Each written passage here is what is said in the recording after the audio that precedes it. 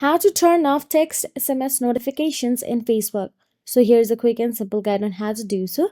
So first of all you have to do is open the Facebook app on your mobile device and make sure that you are logged into your Facebook account. Now once inside the Facebook app, simply tap on the three dash menu option available at the bottom right corner of your screen. Then scroll down and tap on the settings and privacy. Inside settings and privacy, tap on the settings. Then again inside the settings, all you have to do is tap on the account center option available there.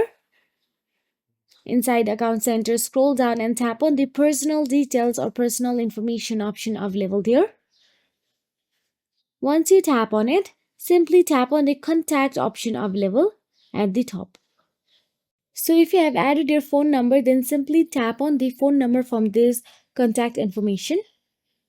Then simply tap on the delete number option available there and confirm the deletion. So that is it. If you found this video helpful, please like, share and subscribe our channel, and thank you so much for watching.